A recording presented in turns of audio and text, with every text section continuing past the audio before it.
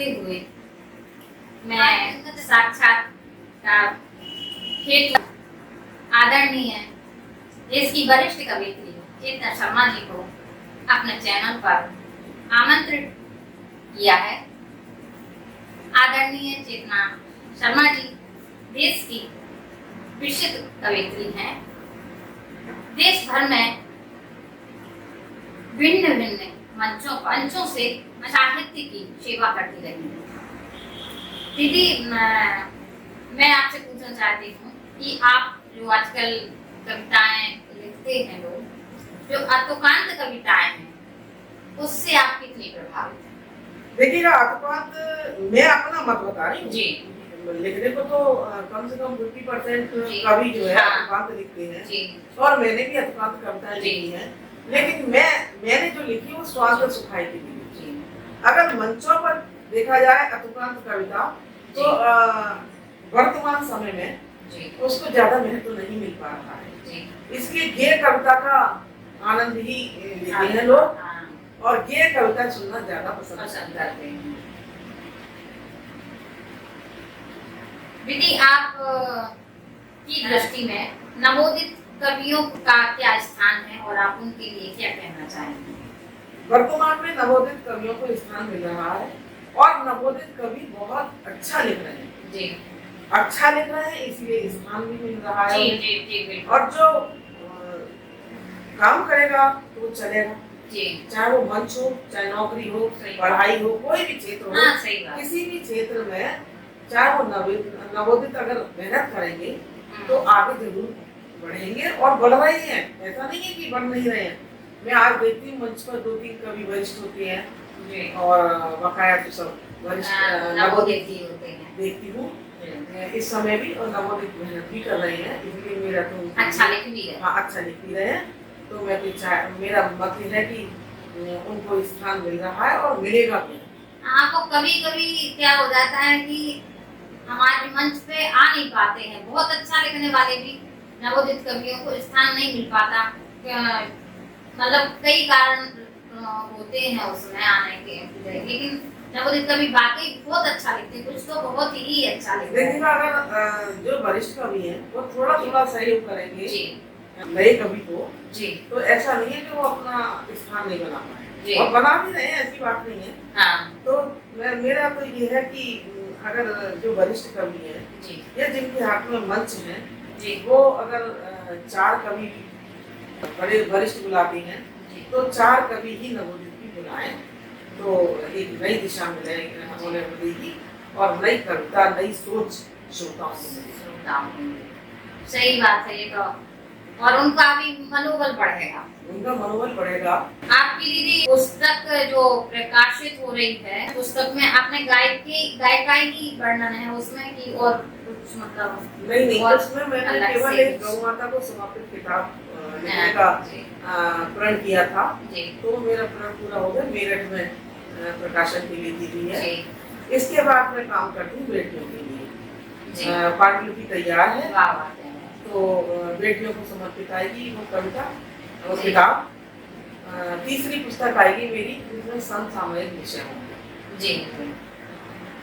यमुना, गंगा बचाओ, शुद्धिकरण, ये सब होगा।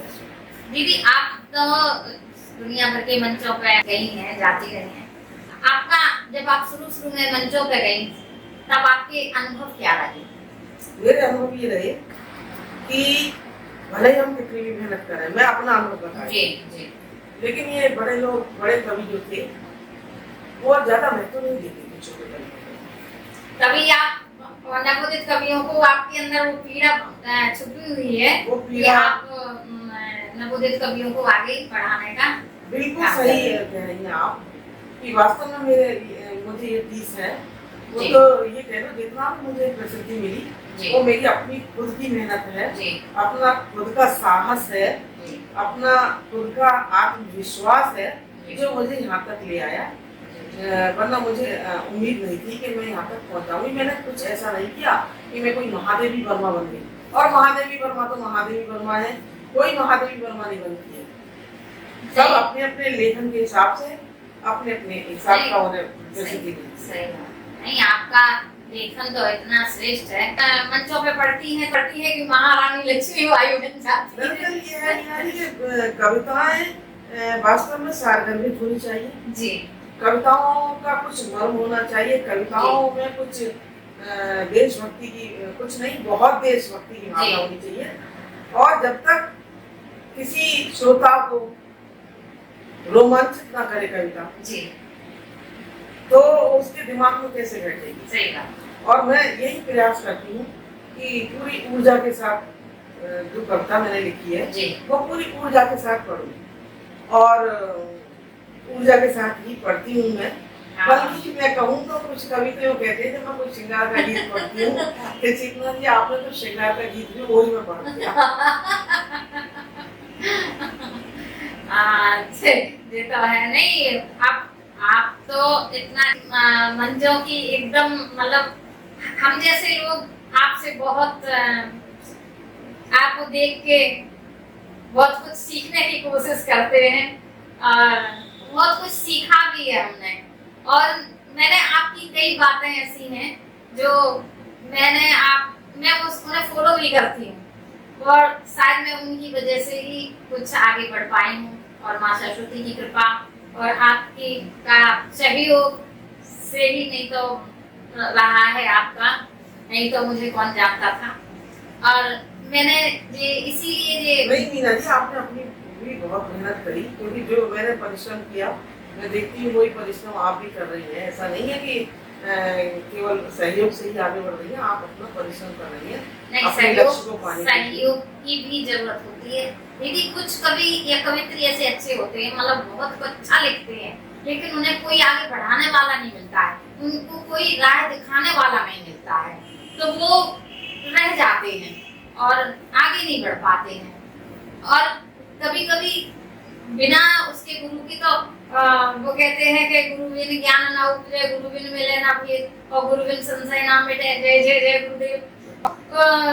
गुरु की तो महिमा ही है। और मुझे मैं एक बार फिर मतलब जब भी मैं सोचती हूँ इस चीज से प्रसन्नता भी होती है और मैं अपने आप को भाग्यशाली भी समझती हूँ कि मुझे आप जैसी गुरु मिली।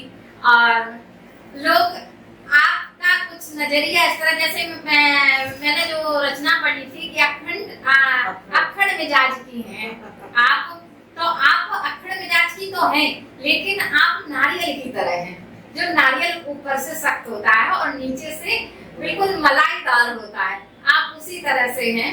और मीना जी अक्खड़ तो महिला को इसलिए बनना पड़ता है कि ये जो गिद्ध बैठी है ना, बिल्कुल बिल्कुल, मैं तो डरती नहीं किसी से, बिल्कुल, क्योंकि मैंने ऐसा वैसा कुछ किया नहीं, तो मैं क्यों डरूं लोगों से। अपनी कविता, अपनी मेहनत, अपना प्रयास है, तो ये गिद्ध बैठे उनके लिए अक्खड़ ही बनना पड़ता है, तभी तुम आगे बढ़ पाओगे। वरना जमाना कैसा है ये तुम भी जानती हो। सही बात। अपनी रक्षा स्वयं करना सीखो, कोई कुछ नहीं बिगाड़ सकता तुम्हारा। नहीं, बिल्कुल बात सही है दीदी ये तो। लेकिन आपको और कोई अपनी रचना जो अच्छी लगती हो? मैं श्रृंगार की पंक्तियां जी सुनाइए। मैंने एक गीत लिखा था और वो अपनी अनुभूति जी, ऐसा नहीं कि मैंने कल्पनाओं में गीत लिखा जी, कल्पनाओं में कतई नहीं लिखा जी, वो मेरी अपनी निजी अनुभूति की सुनाती हूँ जी। कि मेरे हस्बैंड बाहर रहते थे जी, एजेंट थी पहले उसमें कंपनी में जी। तो एक दिन ऐसे सपने में पता नहीं क्या लोग कहाँ पहुँच जाते हैं। हाँ। सपनों में तो राजकुमारी बन जाती है